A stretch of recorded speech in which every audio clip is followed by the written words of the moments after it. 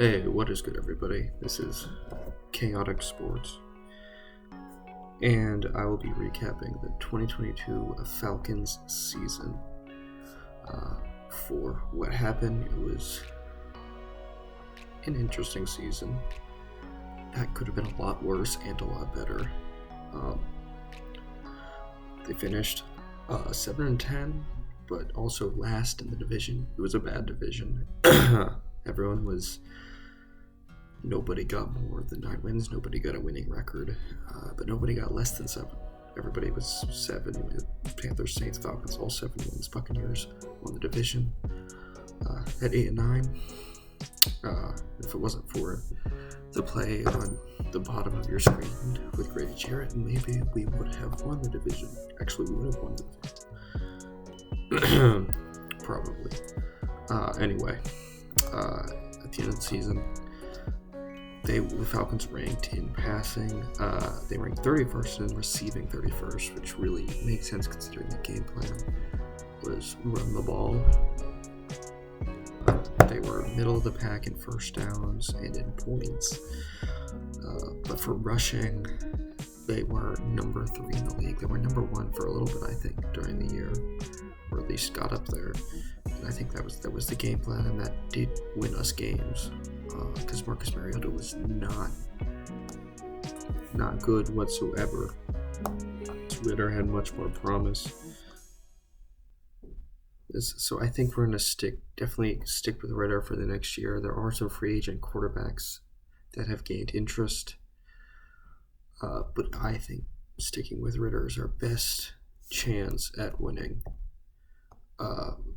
next year. And I think if we can build around this offseason with the amount of cap room that we have, playoffs are possible next year.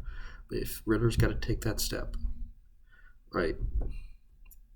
Mariota only had 2,219 passing yards. I know he obviously didn't play the full year, but he played most of it, and it was not a brilliant comeback year for him. I don't think anyone thought that was going to happen, especially since we were obviously rebuilding this year. But considering all of the bad play on the offensive side of the ball, it wasn't that offensively we weren't that terrible, I think, in games until the near end of the season, right at the end of Mariota's reign. It was 4 games. I think it was Washington, Pittsburgh, a few of those other teams. It just wasn't good. I think Ritter, when he first got in, wasn't good either, and started to pick up at the end of the season. On the other hand, the defense was not good as usual. Hasn't been good for years, probably since the Super Bowl run. And that has to change if this team wants to grow at all. This has to change. I think that's the plan. Really go after guys in the offseason. I mean, considering we had only 21 sacks this season, which was, I think, tied for last, maybe second to last. Only 10 interceptions. I think we're like 28th defense overall. And that wasn't even our worst defensive year in the past few years. It just needs to get fixed. And paying for some players in the offseason, looking to the draft is definitely what we have to do. We've taken 2 skill positions the past 2 years, which, yes, they've been great and they've helped out. We got to focus on defense. That's something we just got to focus on defense. We've been saying this for a long time, and it hasn't really happened that much. Now at the time, now that we have the cap space, we can go out and sign players. I think Daron Payne and Jesse Bates are the ones that catch many people's eyes, along with mine. We can re-sign some of our players as well. Lorenzo Carter had some good plays. There was some good secondary play as well.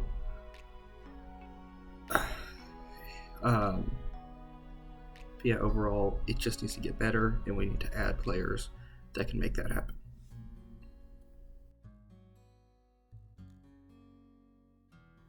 All right, I'd like to thank you guys for watching this and hearing my thoughts on this season's Falcons team and the future Falcons that we hope will do very well. End this off by saying that I do think the future is bright. I know no one would disagree with me with that.